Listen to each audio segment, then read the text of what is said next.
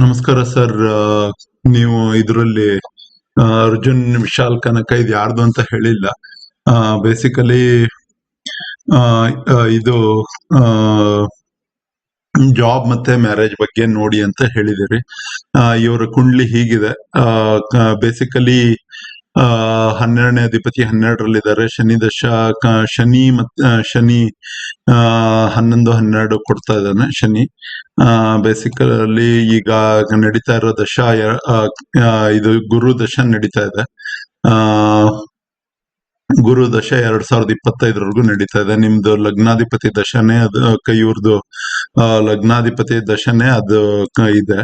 ಈಗ ಗುರು ದಶ ಅಂದ್ರೆ 1-8-10 ಹೇಳ್ತಾ ಇದ್ದಾನೆ. ಈ ಗುರು ದಶ ದಶದಲ್ಲಿ ಮದುವೆ ಬಗ್ಗೆ ಏನು ತೋರಿಸ್ತಾ ಇಲ್ಲ. ಕೆಲಸ ಅಂತೂ ಕೆಲ್ಸಕ್ಕೇನು ತೊಂದರೆ ಆಗಬಾರ್ದು, ಕೆಲಸ ಎಲ್ಲ ಇದೆ. ಆಮೇಲೆ ಇದು ನಿಮಗೆ 11 ಬಂದು ಶನಿಯಲ್ಲಿ 11 ಸಿಗುತ್ತೆ. 11 ಇದೆ. ಬುಧ 4-7-12 ಕೊಡ್ತಾನೆ. 11 ರಾಹುದಲ್ಲೂ ಇದೆ. 11 ರಾಹುದಲ್ಲಿ 2-8-9-11 ಇದೆ. 1-8-10 ಇದೆ. 1-6 ಸೂರ್ಯ, 1-8-10 ಇಲ್ಲಿ. ಸೊ ನಿಮಗೆ ಗುರುದಲ್ಲೂ 11 ಇದೆ. 11 ಇದೆ. ಬಟ್ 2-7-11 ಪ್ರಾಮಿನೆಂಟ್ ಆಗಿಲ್ಲ. ಈಗ ಯಾವ್ದು ದಶ ನಡೀತಾ ಇದೆ? ಗುರು ದಶ ನಡೀತಾ ಇದೆ. ಗುರು ದಶದಲ್ಲಿ 2021 ನವೆಂಬರ್ ವರೆಗೂ ಗುರು ಮತ್ತು ಚಂದ್ರ ನಡೀತಾ ಇದೆ. ಗುರು ಮತ್ತು ಚಂದ್ರ ನಿಮ್ಮ ಲಗ್ನದಲ್ಲಿ ಹೇಗಿದ್ದಾರೆ? ಗುರು ನಿಮಗೆ ಇದ್ರಲ್ಲಿದ್ದಾರೆ. ಯಾವ್ದ್ರಲ್ಲಿ? ತುಲಾ ರಾಶಿಯಲ್ಲಿ ಗುರು ಇದೆ. ಲಗ್ನದಿಂದ 8ನೇ ಮನೆಯಲ್ಲಿ ಗುರು ಇದ್ದಾನೆ. 8ನೇ ಮನೆಯಲ್ಲಿ ಗುರು ಇದ್ದಾನೆ. ಆಮೇಲೆ ಚಂದ್ರ 6ನೇ 1 2 3 4 5 6 5ನೇ ಅಧಿಪತಿಯಾದ ಚಂದ್ರ 12ನೇ ಮನೆಯಲ್ಲಿದ್ದಾನೆ. ಸೊ ಈ ದಶಾ ಗುರು ಚಂದ್ರ ದಶದಲ್ಲೂ ಅಷ್ಟೊಂದೇನು ಮದುವೆ ಚಂದ್ರ ಭುಕ್ತಿಯಲ್ಲಿ ಏನು ಅಷ್ಟೊಂದೇನು ಮದುವೆದೇನು ಕಾಣಿಸ್ತಾ ಇಲ್ಲ. ಲೆಟ್ ಅಸ್ ಸಿ ಇಫ್ ಚಂದ್ರ 5-12 2-8-9-11 2-11 ಸಿಗುತ್ತೆ ರಾಹುದಿಂದ. ಬಟ್ 7 ಸಿಗೋದಿಲ್ಲ. ಇಲ್ಲೂ 7 ಸಿಗೋದಿಲ್ಲ. ಸೊ 7 ಇದ್ರೇನೆ ಅದು ಮದುವೆ ಏನಾದ್ರು ಆಗ್ಬೇಕು ಅಂದ್ರೆ 7 ಇರ್ಬೇಕು. 2-9-11 ಅಂದ್ರೆ ಎರಡನೇ ಸಂಬಂಧಗಳನ್ನ ನೋಡ್ಬೇಕು ಅಂತ ಅಂದ್ರೆ 2-9-11 ನಲ್ಲಿ ನೀವು ಟ್ರೈ ಮಾಡಿ ನೋಡ್ಬೋದು. ಒಂದನೇ ಸಂಬಂಧ 2-7-11 ಇದೆಯಲ್ಲ, ಅದು ಅಷ್ಟೊಂದು ಪ್ರಾಮಿನೆಂಟ್ ಆಗಿ ಕಾಣಿಸ್ತಾ ಇಲ್ಲ. ಆಮೇಲೆ ಗುರು ದಶದಲ್ಲೇ ಈಗ ಚಂದ್ರ ಆದ್ಮೇಲೆ ಮಂಗಳ ಬರ್ತಾನೆ. ಮಂಗಳದ್ದು ನೋಡೋಣ. ಈ ನವೆಂಬರ್ ಆದ್ಮೇಲೆ ಮಂಗಳ ಬರ್ತಾನಲ್ಲ, ಮಂಗಳನಲ್ಲಿದ್ಯಾ ಅಂತ ನೋಡಿದ್ರೆ ಮಂಗಳ 2-9-12 ಕೊಡ್ತಾನೆ. ನಿಮಗೆ 7 ಎಲ್ಲಿ ಸಿಗುತ್ತೆ? 7 ಸಿಗೋದು ಬುಧನಲ್ಲಿ ಮಾತ್ರ. ಬುಧ ಒಬ್ಬನೇ 4-7-12 ಕೊಡ್ತಾನೆ. ಸೊ ಬುಧನ್ನ ನೀವು ಇದನ್ನ ಮಾಡ್ಬೇಕು. ಈಗ ಕಸ್ಪಿಗೆ ಹೋಗಿ ನೋಡೋಣ. ಕಸ್ಪಲ್ಲಿ ಏನಾದ್ರು 7th lord is Shukra and 11th lord is Budha. So ಬುಧನ ಆರಾಧನೆ ಮಾಡೋದೇ ನಿಮಗೆ ಬುಧನ ಆರಾಧನೆ ಮಾಡಿದ್ರೇನೆ ಚೆನ್ನಾಗಾಗುತ್ತೆ. ಅದರ್ ದ್ಯಾನ್ ದ್ಯಾಟ್ ಎಲ್ಲ ಚೆನ್ನಾಗಿದೆ. ನಿಮ್ದು ಮೀನ ಲಗ್ನ, ನಮ್ಮ ಗುರುಜಿ ಅವ್ರ ಲಗ್ನ ಇದ್ದಂಗೆನೆ ನಿಮ್ದು ಮೀನ ಲಗ್ನ. ಕೆಲಸ ಇದೆಯಲ್ಲ. ಈಗ ಲಗ್ನ ಉತ್ತರ ಭಾದ್ರದಲ್ಲಿದೆ. ಲಗ್ನ ಉತ್ತರ ಭಾದ್ರ ಅಂದ್ರೆ ಅದು ಗುರುವಿನ ನಕ್ಷತ್ರ. ಗುರುವಿನ ಪೂರ್ವ ಭಾದ್ರ, ಉತ್ತರ ಭಾದ್ರ. ಉತ್ತರ ಭಾದ್ರ ಅಂದ್ರೆ ಶನಿ ನಕ್ಷತ್ರ. ಆಮೇಲೆ ಚಂದ್ರ ಬಂದು ಶತಭಿಷ ಅಂದ್ರೆ ರಾಹುವಿನ ಚಂದ್ರ ರಾಹುವಿನ ನಕ್ಷತ್ರ. ಇದು ರಾಹುವಿನ ನಕ್ಷತ್ರದಲ್ಲಿದ್ದಾನೆ. ನಿಮಗೆ ಗುರು ಮತ್ತು ಈಗ ದಶ ನಡೀತಾ ಇರೋದು ಗುರು ದಶ. ಗುರು ನಿಮಗೆ ಹೇಗಿದ್ದಾನೆ? ಗುರು ರೆಟ್ರೋಗ್ರೇಡೆಡ್ ಇದೆ. ಸ್ವಾತಿ ನಕ್ಷತ್ರದಲ್ಲಿದೆ. ಅಂದ್ರೆ ಗುರು ರಾಹುವಿನ ನಕ್ಷತ್ರದಲ್ಲಿದೆ.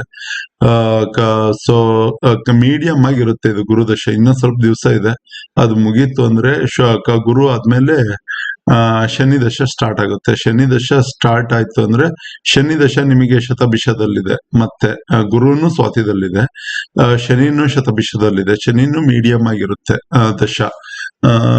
ಶನಿ ದಶನು ಮೀಡಿಯಂ ಆಗಿರುತ್ತೆ. ನಿಮಗೆ ಬಹಳ ಚೆನ್ನಾಗಿರೋ ದಶಗಳು ಯಾವುದು?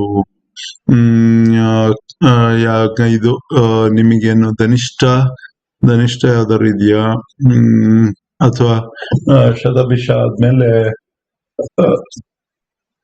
ಬರೋದು ಪೂರ್ವಭಾದ್ರ ವಿಶಾಖ. ಪೂರ್ವಭಾದ್ರ ಅಂದ್ರೆ ಮಂಗಳನ ದಶೆ ಬಂದಾಗ, ಮಂಗಳನ ಭುಕ್ತಿ ಬಂದಾಗ ನಿಮಗೆ ಚೆನ್ನಾಗಾಗುತ್ತೆ. ಮರ್ಕ್ಯುರಿನು ಪೂರ್ವಭಾದ್ರದಲ್ಲಿದೆ, ಮಾರ್ಸು ಪೂರ್ವಭಾದ್ರದಲ್ಲಿದೆ. ಪೂರ್ವಭಾದ್ರ ನಕ್ಷತ್ರದ ದಿವಸ ನೀವೇನಾದ್ರೂ ಒಂದು ಚೆನ್ನಾಗಿ ಟ್ರೈ ಮಾಡಿ ನೋಡ್ರಿ. ಪೂರ್ವಭಾದ್ರ ವಿಶಾಖ ಮತ್ತೆ ಪುನರ್ವಸು ವಿಶಾಖ ಮತ್ತೆ ಪೂರ್ವಭಾದ್ರ ನಕ್ಷತ್ರದ ದಿನ ನೀವು ಏನಾದ್ರೂ ಒಂದು ಸಾಧನೆ ಮಾಡ್ಲಿಕ್ಕೆ ಟ್ರೈ ಮಾಡಿ. ಇದು ಗುರು ದಶನೆ ನಡೀತಾ ಇರೋದ್ರಿಂದ ಅದು ಗುರು ನಕ್ಷತ್ರ ಆಗಿರುತ್ತೆ. ಆವತ್ತಿನ ದಿವಸ ಏನಾದ್ರೂ ಪ್ರಯತ್ನಗಳನ್ನ ಮಾಡೋದಾದಲ್ಲಿ ಸಹಾಯ ಆಗುತ್ತೆ ಅಂತ ಅನ್ಕೊಂಡಿದೀನಿ. ಈ ಶನಿ ಗುರು ದಶದಲ್ಲಿ ನೆಕ್ಸ್ಟ್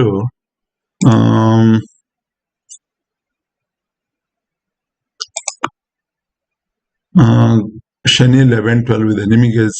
ಶನಿ ಮತ್ತೆ ಬುಧ ನಿಮಗೆ ಏನಿದ್ರು ಹೆಲ್ಪ್ ಮಾಡ್ಬೇಕು. ಸೊ ಶನಿಯ ಆರಾಧನೆ ನಾನು 4-7-12 ಇದೆ.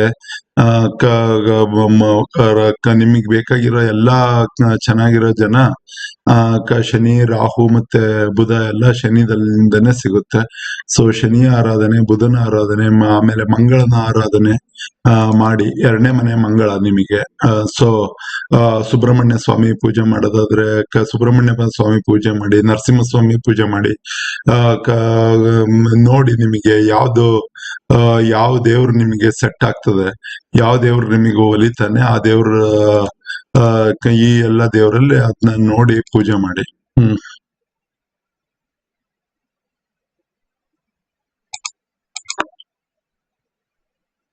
ಕಸ್ಪಲ್ಲಿ 6ನೇದಕ್ಕೆ ಮಾರ್ಸ್ ಇದೆ. ಸೊ 6ನೇದ್ರಲ್ಲಿ ಮಾರ್ಸ್ ಇರೋದ್ರಿಂದ ಸುಬ್ರಹ್ಮಣ್ಯ ಡೆಫಿನೆಟ್ಲಿ ಸುಬ್ರಹ್ಮಣ್ಯ ಸ್ವಾಮಿ ಆರಾಧನೆ ನಿಮಗೆ ಒಳ್ಳೇದಾಗುತ್ತೆ.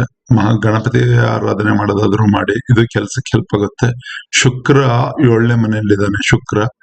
ಶುಕ್ರ 7, 3ರ ಅಧಿಪತಿ ಮತ್ತೆ 3ರ ಅಧಿಪತಿ ಮತ್ತೆ 8ರ ಅಧಿಪತಿ. ಸೊ ಶುಕ್ರನ ತೀರಾ ಆರಾಧನೆ ಮಾಡೋದಕ್ಕಿಂತ ಬುಧನ ಆರಾಧನೆ ಅಥವಾ ಸುಬ್ರಹ್ಮಣ್ಯನ ಆರಾಧನೆ ಮಾಡೋದು ನಿಮಗೆ ಒಳ್ಳೇದಾಗುತ್ತೆ. ನಿಮ್ಮ ಸಂಪತ್ತ ತಾರೆ ಇರೋದು ಗುರುವಿನ ನಕ್ಷತ್ರಗಳಾದ ಗುರುವಿನ ಮತ್ತು ಮಂಗಳನ ನಕ್ಷತ್ರಗಳು. ನಿಮಗೆ ಗೊತ್ತಿದೆಯಲ್ಲ, ಮಂಗಳನ ನಕ್ಷತ್ರ ಅದು ಚಿತ್ತ, ಮೃಗಶಿರ ಮತ್ತು ಧನಿಷ್ಠ. ಇವು ಮಂಗಳನ ನಕ್ಷತ್ರಗಳು. ಮಂಗಳ ನಕ್ಷತ್ರದ ದಿನ ನಿಮಗೆ ಚೆನ್ನಾಗಿ ಇದನ್ನ ಮಾಡಿ. ಆಮೇಲೆ ಗುರುವಿನ ನಕ್ಷತ್ರಗಳಾದ ವಿಶಾಖ, ಪುನರ್ವಸು ವಿಶಾಖ ಮತ್ತು ಪೂರ್ವಭಾದ್ರ, ಈ ನಕ್ಷತ್ರಗಳ ದಿನ ನೀವು ಏನಾದ್ರೂ ಒಳ್ಳೆ ಕೆಲಸಗಳನ್ನ ಮಾಡ್ಲಿಕ್ಕೆ ಸ್ಟಾರ್ಟ್ ಮಾಡಿ. ಎಲ್ಲಾ ರೀತಿಯಿಂದ ಒಳ್ಳೇದಾಗ್ಲಿ. ಇನ್ನ ದಶ ಏನೇನ್ ಉಳಿದಿದೆ ಅನ್ನೋದು ನಾನು ಹೇಳಿದೀನಿ. ನೀವು ಒಂದ್ಸಲ ದಶ ನೋಡ್ಕೊಂಬಿಡಿ. ಆಮೇಲೆ 12 ಶನಿನೇ ನಿಮಗೆ 11 ಮತ್ತು 12 ಅಂದ್ರೆ ಏನು ಹೆದರ್ಕೊಳ್ಬೇಕಾದಂತ ಅವಶ್ಯಕತೆ ಇಲ್ಲ. ಚಂದ್ರ 12ನೇ ಮನೆಯಲ್ಲಿದ್ದಾನೆ. ಚಂದ್ರ 12ನೇ ಮನೆಯಲ್ಲಿತ್ತು ಅಂದ್ರೆ ಚಂದ್ರ 5 ಮತ್ತು 12 ಚಂದ್ರ ಅಂದ್ರೆ ನಿಮಗೆ ಬೇಕಾಗಿದ್ದೇ ಬೇಕು ಅನ್ನೋದೊಂದು ಇದಿರುತ್ತೆ. ನಿಮಗೆ ಏನ್ ಬೇಕು ಅದ್ರ ಹಿಂದೆ ನೀವು ಬಹಳ ಬೆನ್ನ ಹತ್ತಿರ್ತೀರಿ. ಸೊ ದಟ್ಸ್ ದ ರೀಸನ್ 12 ಚಂದ್ರನ್ನ ದಾನ ಮಾಡ್ಬೇಕು ಅಂತಾರೆ. ಆಮೇಲೆ 2 ಪಾದಕ ಸ್ಥಾನ. ಇದು ಮೀನ ಬಂದು ದ್ವಿಸ್ವಭಾವಕ್ಕೆ 7ನೇ 2 ಮತ್ತು 7ರ ಅಧಿಪತಿ. 2ರ ಅಧಿಪತಿ ಮಂಗಳ. ಆಮೇಲೆ 7ರ ಅಧಿಪತಿ ನಿಮಗೆ 7ರ ಅಧಿಪತಿ ನಿಮಗೆ ಬುಧ ಲಗ್ನದಲ್ಲೇ ಇದ್ದಾನೆ. ಸೊ ನಾನೇನಂತೀನಿ, ಇದ್ರದ್ದು ಹಾಲು ಆಮೇಲೆ ಅಕ್ಕಿ ದಾನ, ಈ ದಾನಗಳನ್ನ ಮಾಡೋದಾದ್ರೆ ಅವುಗಳ ದಾನ ಮಾಡಿ. ಸೇವಿಸೋದಾದ್ರೆ ಶನಿನ ಸೇವಿಸಿ, ಎಳ್ಳು, ಕರಿ ಎಳ್ಳು, ಬಿಳಿ ಎಳ್ಳು ಇದನ್ನೆಲ್ಲ ಸೇವಿಸಿ ಶನಿ ಆರಾಧನೆ ಮಾಡೋದ್ರಿಂದ ನಿಮಗೆ ಅದೃಷ್ಟ ಒಲ್ದು ಬರುತ್ತೆ.